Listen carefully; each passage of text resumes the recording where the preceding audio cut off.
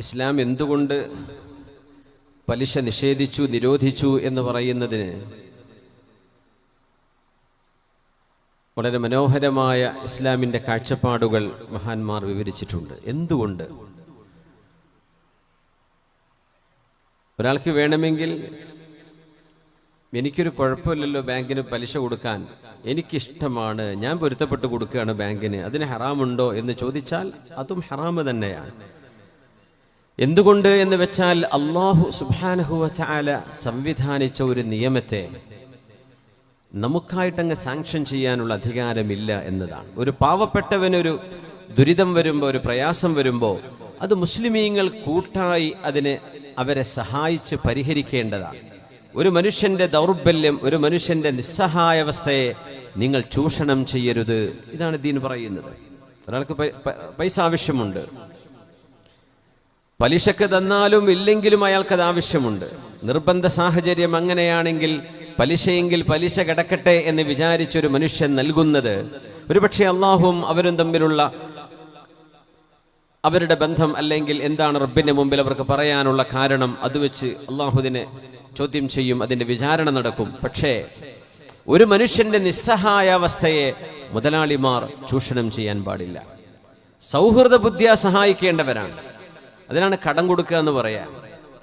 കടം കൊടുക്കുന്ന ആളുകൾ അവര് എത്ര കാലം ആ കടം അവർക്ക് തിരിച്ചു കിട്ടാതെ ലേറ്റായി പോകുന്നുണ്ടോ അത്രയും കാലം അവര് ആ കൊടുത്ത സംഖ്യ ദാനം ചെയ്തതിന്റെ കൂലി ഓരോ ദിവസവും അള്ളാഹു നൽകുമെന്നാണ്. ആലോചിച്ച് നോക്കി, എത്ര വലിയ പ്രതിഫലമാണ്. അള്ളാഹു സമ്പത്ത് നൽകിയിട്ടുണ്ടെങ്കിൽ, നിങ്ങൾക്ക് വിശ്വസ്തരായ ആളുകളുണ്ടെങ്കിൽ നിങ്ങൾ കടം കൊടുത്തോ. കടം വാങ്ങിച്ചവർ തിരിച്ചു കൊടുക്കണം, അത് മറ്റൊരു ബാധ്യതയാണ്. ഇന്ന് കടം കൊടുത്ത ആൾക്ക് പേടിയും വാങ്ങിച്ച ആൾക്ക് ഒരു പേടിയില്ലാണ്ട് നടക്കുന്ന കാലമാണ്, അല്ലേ? കൊടുത്ത ആൾ എൻ്റെ പൈസ തിരിച്ചു തരാനായില്ലേ എന്ന് ചോദിച്ചാൽ, അതും അവധി കഴിഞ്ഞ് കൊല്ലം കഴിഞ്ഞിട്ടുണ്ടാവും, ചോദിച്ചാൽ പിന്നെ ഈ കൊടുത്തോനെ നെഞ്ചത്ത് കയറുന്ന കാലമാണ്, അല്ലേ? ദാനം ചെയ്യുന്നവർക്കത് ചെയ്യാൻ പറ്റാത്ത വിധം നമ്മുടെ ചുറ്റുപാടുകൾ അധാർമികത കൊണ്ട് മൂടപ്പെട്ടിരിക്കുന്ന ഒരു കാലം. തീർച്ചയായും ഒരു പൊളിച്ചെഴുത്ത് അനിവാര്യമാണ്. ഇസ്ലാം പറയുന്നു, നിങ്ങൾ പരസ്പരം സഹായിക്കേണ്ടവരാണ്, ചൂഷണം ചെയ്യേണ്ടവരല്ല. 1000 രൂപ കടം കൊടുത്താൽ ആ 1000 തിരിച്ചു വാങ്ങേണ്ടത്. എനിക്ക് 1100 വേണം എന്ന് ഡിമാൻഡ് ചെയ്യുകയോ ആവശ്യപ്പെടുകയോ സൂചന നൽകുകയോ ചെയ്യുന്നത് പോലും പലിശയാണ്. അത് നമ്മൾ ഇഷ്ടപ്പെട്ടാൽ ഇല്ലെങ്കിലും പലിശയാണ്. അള്ളാഹു ഹറാമാക്കിയത് നമുക്കിങ്ങനെ സാങ്ഷനാക്കാൻ പറ്റും? സ്വർണത്തിന്റെ മാറ്റക്കച്ചവടം അങ്ങനെയാണ്. പഴയ സ്വർണം കൊടുത്ത് പുതിയ സ്വർണം വാങ്ങിക്കുമ്പോൾ ഈക്വൽ ആയിരിക്കണം എന്നാണ്. 10 ഗ്രാം പഴയ സ്വർണം കൊടുത്താൽ 10 ഗ്രാം പുതിയ സ്വർണം അവർക്ക് കിട്ടണം. അത് 8 ആവരുത്, 7 ആവരുത്, 9 ആവരുത്.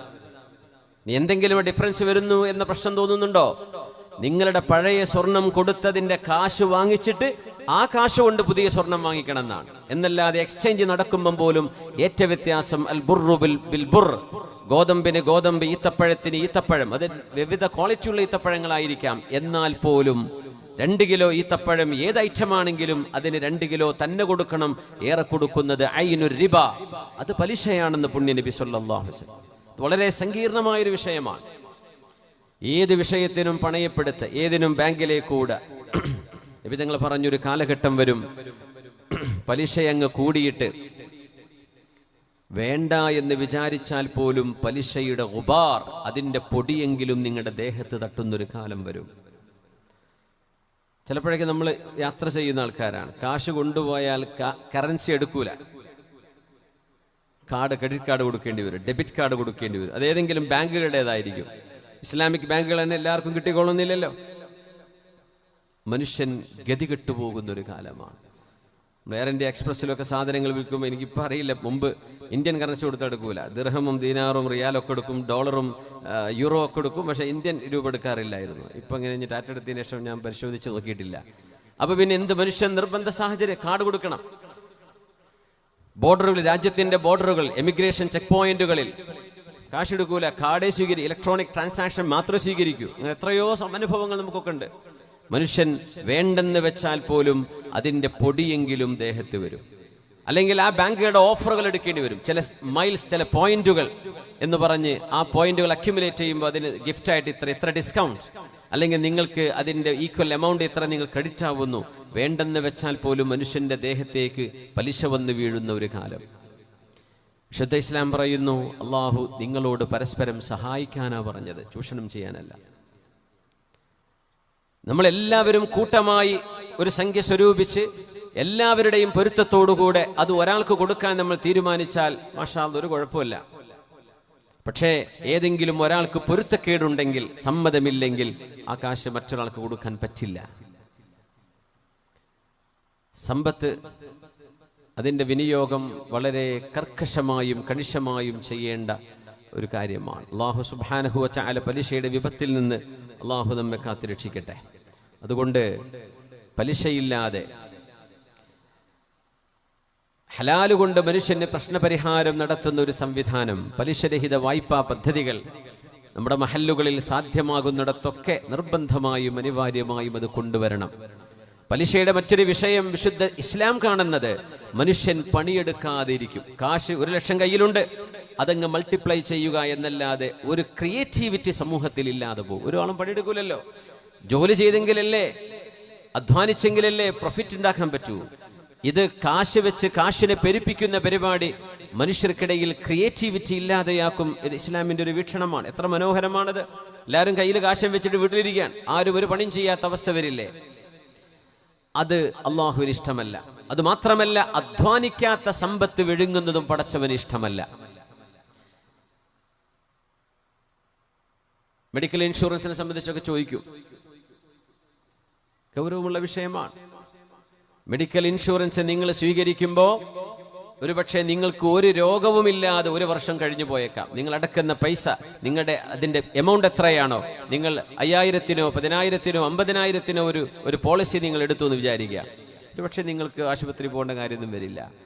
പക്ഷെ നിങ്ങളുടെ ഈ പൈസ ഉപയോഗിച്ചുകൊണ്ടാണ് മറ്റാളുകൾക്ക് അവരുടെ ചികിത്സയ്ക്ക് പേ ചെയ്യുന്നത്. 5 ലക്ഷം 10 ലക്ഷമൊക്കെ എമൗണ്ട് വരുന്ന മെഡിക്കൽ ഫീസ് അവർ കൊടുക്കുന്നത് അത് പോളിസി എടുത്ത മുഴുവൻ ആളുകളുടെയും പൈസയിൽ നിന്നാണ്. എന്നാൽ ഈ പോളിസി സ്വീകരിക്കുന്ന മുഴുവൻ ആളുകളും ഓരോരുത്തരും എൻ്റെ ഈ കാശ് കൊണ്ട് മറ്റൊരാൾക്ക് കൊടുക്കുന്നത് എനിക്ക് വിരോധമില്ല എന്ന് ഓരോരുത്തരും സമ്മതം പറയുന്ന പക്ഷം, അങ്ങനെയാണ് അതിൻ്റെ പോളിസിയെങ്കിൽ ശരീഅത്ത് പ്രകാരം വിരോധമില്ല. നേരെ മറിച്ച് നിങ്ങൾക്ക് ഇത്ര ലാഭമുണ്ട് എന്ന് മാത്രമേ പറഞ്ഞു കൊടുക്കുള്ളൂ. നിങ്ങളുടെ കാശെടുത്ത് ഞങ്ങൾ കൊടുക്കുന്നു, അത് മറ്റൊരാൾക്ക് കൊടുക്കുന്നത് നിങ്ങൾക്ക് ഇഷ്ടമാണോ, നിങ്ങൾക്ക് പൊരുത്തമാണോ?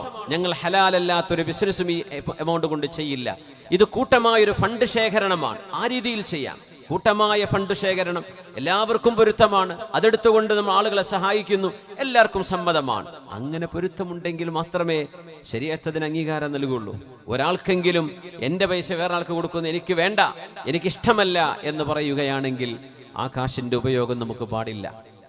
ഇങ്ങനെ ശരീഅത്തുൽ ഇസ്ലാം കർക്കശമായി സബ്ഉൽ മൂബിഖാത്ത്, നരകത്തിലേക്ക് മുക്കിക്കളയുന്ന, അള്ളാഹുവിൻ്റെ അദാബിലേക്ക് മുക്കിക്കളയുന്ന വൻപാപങ്ങളിൽ എണ്ണിയതാണ് പലിശയെന്ന് നമ്മൾ ശരിക്കും മനസ്സിലാക്കണം. അത് നമ്മൾ എത്ര ഇഷ്ടത്തോടുകൂടെ ബാങ്കിന് കൊടുക്കുക എന്ന് പറഞ്ഞാലും പലിശ തന്നെയാണ്, ഹറാമ് തന്നെയാണ്. ഒരാൾ വെറുതെ പറഞ്ഞപ്പോൾ അങ്ങനെയൊക്കെ എനിക്ക് കുഴപ്പമൊന്നുമില്ലല്ലോ, ബാങ്കുകാർക്കും കുഴപ്പമില്ല, എനിക്കും കുഴപ്പമില്ല, പിന്നെ എന്താ പ്രശ്നം? അത് പ്രശ്നമാണ്. ശരീഅത്ത് നിഷിദ്ധമാക്കിയതിനെ നമുക്കതിനെ ജസ്റ്റിഫൈ ചെയ്യാനോ സാങ്ഷൻ ചെയ്യാനോ ഉള്ള അധികാരമില്ല. നമ്മൾ അള്ളാഹുവിന്റെ നിയമത്തെ വഴിപ്പെടുന്നവരാണ്. അതിനാണ് മുസ്ലിം എന്ന് പറയാം. മുസ്ലിം എന്ന് പറഞ്ഞാൽ എന്താണ്? The one who submits to the will of Allah. അള്ളാഹുവിന്റെ തീരുമാനത്തിന് നമ്മളെ സമർപ്പിക്കുന്നവരാണ്.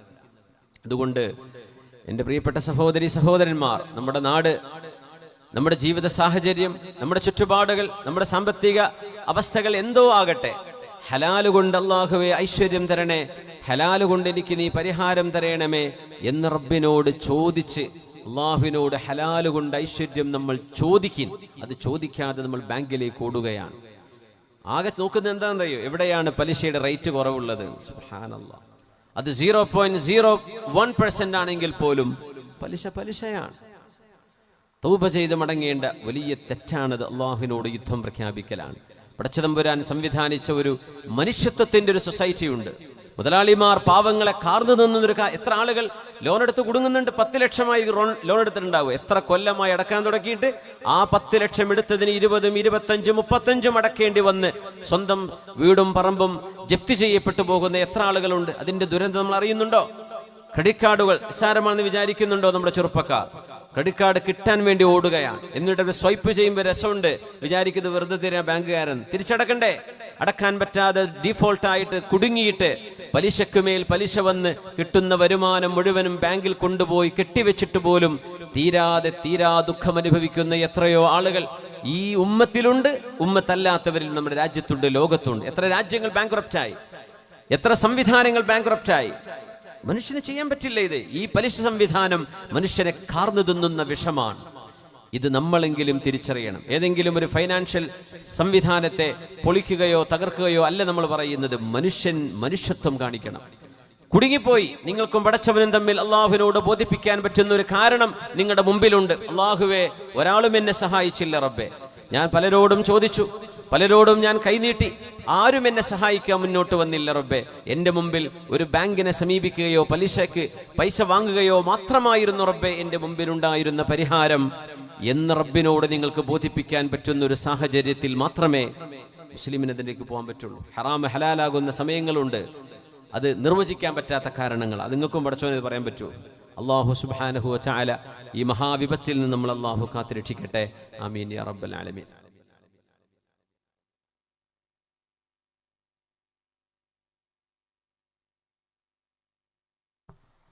ബഹുമാന്യരായ സഹോദര സഹോദരിമാരെ, സമയം 9:45 ഞാൻ തുടങ്ങിയത് എന്ന് തോന്നുന്നു.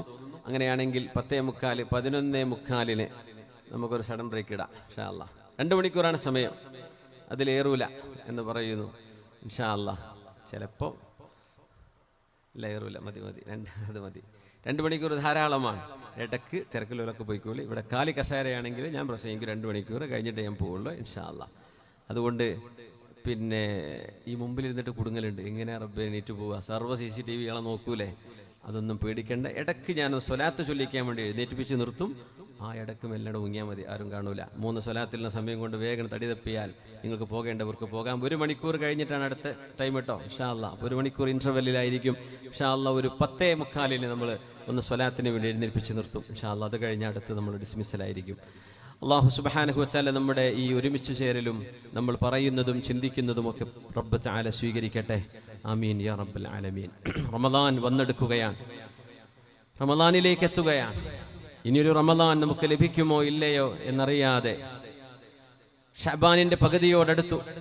ലൈലത്തുൽ ബറാഅത്തിന്റെ രാവ് നമ്മിലേക്ക് എത്തുകയാണ്. ലൈലത്തുൻ നിസ്ഫി മിൻ ഷഅബാൻ. അല്ലാഹു തആല മനുഷ്യരുടെ ഖദർ ഖലാഉകൾ നിശ്ചയിച്ച് തീരുമാനിക്കുന്ന ദിവസമാണത്. ആ നിശ്ചയിച്ചു വെച്ച ഖലാഉകൾ ലൈലത്തുൽ ഖദറിന്റെ, റമദാനിലെ ലൈലത്തുൽ ഖദറിന്റെ രാവിലാണ് അതത് മലക്കുകളെ ഏൽപ്പിക്കുന്നത്. അങ്ങനെ അള്ളാഹുവിന്റെ മഖാദീറുകൾ എഴുതി വെക്കുന്ന ഒരു രാത്രിയാണ് ഇൻഷാ അല്ലാഹ് ഇവിടെ ഞായറാഴ്ച രാത്രി നമുക്ക് ആഗതമാകുന്നത്. ഇവിടെ UAE-യിലും ഗൾഫ് നാടുകളിലൊക്കെ അത് ശനിയാഴ്ച നാളത്തെ രാത്രിയാണ്. അതിൻ്റെ പിറ്റേ ദിവസം ബറാഅത്തിന്റെ നോമ്പെടുക്കുന്ന ദിവസമാണ്. അല്ലാഹു സുബ്ഹാനഹു വ തആല ഇബാദത്ത് കൊണ്ട് റബ്ബിലേക്ക് അടുക്കാൻ അല്ലാഹു നമുക്ക് തൗഫീക്ക് ചെയ്യട്ടെ. ആമീൻ യാ റബ്ബൽ ആലമീൻ. ഉമർ ഇബ്നു അബ്ദുൽ അസീസ് റളിയല്ലാഹു അൻഹു അധികാരം ഏറ്റെടുത്ത് ആദ്യമായി മഹാനവറുകൾ ഹജ്ജിന് പുറപ്പെട്ടപ്പോൾ മഹാനവറുകളുടെ കൂടെ ഹജ്ജ് ചെയ്യാൻ വന്ന 100 കണക്കിന് സ്വഹാബിമാരും താബിഈങ്ങളുമുണ്ട്. മഹാനവറുകൾ ഒട്ടകപ്പുറത്തുനിന്ന് അനുയായികളെ നോക്കുകയാണ്. ആയിരക്കണക്കിന് ആളുകൾ ഉമർ ഇബ്നു അബ്ദുൽ അസീസ് തങ്ങളുടെ കൂടെ ഹജ്ജ് ചെയ്യാൻ വന്നിരിക്കുകയാണ്. ഒരുപാട് ആളുകളുണ്ട് അവിടെ ഒരുമിച്ചുകൂടി. മുഴുവൻ ആളുകളും ആകാംക്ഷയോടുകൂടെ ആ മഹാനേതാവിന്റെ മുഖത്തേക്ക് നോക്കുകയാണ്. 2.5 വർഷം മാത്രം ഭരണം നടത്തിയ മഹാനായ അമവി ഭരണാധികാരി ഉമർ ഇബ്നു അബ്ദുൽ അസീസ് റഹ്മത്തുള്ളാഹി തആല അലൈഹി, മുജദ്ദിദുൽ ഉമ്മത്തി ഫിൽ ഖർനിൽ അവ്വൽ, 1-ാം നൂറ്റാണ്ടിന്റെ മുജദ്ദിദ് എന്ന് ഇജ്മാഇൽ ഉലമ, പണ്ഡിതന്മാരുടെ മുഴുവൻ ഏകാഭിപ്രായമുള്ള ഉമർ ഇബ്നു അബ്ദുൽ അസീസ് റഹ്മത്തുള്ളാഹി തആല അലൈഹി. കുട്ടി വാപ്പയുടെ കൈപിടിച്ച് വന്നിട്ടുണ്ട് ഒരു താബിഈയായ മഹാന്റെ മോൻ. വാപ്പയോട് പറഞ്ഞുപ്പാ, ഈ മഹാനെ അള്ളാഹു ഇഷ്ടപ്പെടുന്നു എന്നെനിക്ക് ഉറപ്പാണ്. അപ്പൊ ചോദിച്ചു, മോനെ അതെങ്ങനെയാ നിനക്ക് മനസ്സിലായത്? കണ്ടില്ലയോ ഉപ്പ, ആ മനുഷ്യനോട് എത്ര വലിയ സ്നേഹമാണ് നമ്മുടെയൊക്കെ മനസ്സിലുള്ളത്, എത്ര ആദരവുണ്ട് നമുക്ക് ഉമർ ഇബ്നു അബ്ദുൽ അസീസ് തങ്ങളോട്. അങ്ങനെ അള്ളാഹു സ്നേഹിക്കുന്ന ഒരാൾക്ക് മാത്രമല്ലയോ മനുഷ്യർക്ക് മുഅ്മിനീങ്ങളുടെ ഹൃദയത്തിനുള്ളിൽ സ്ഥാനം അള്ളാഹു നൽകുകയുള്ളൂ. സർവ്വവിശ്വാസികൾ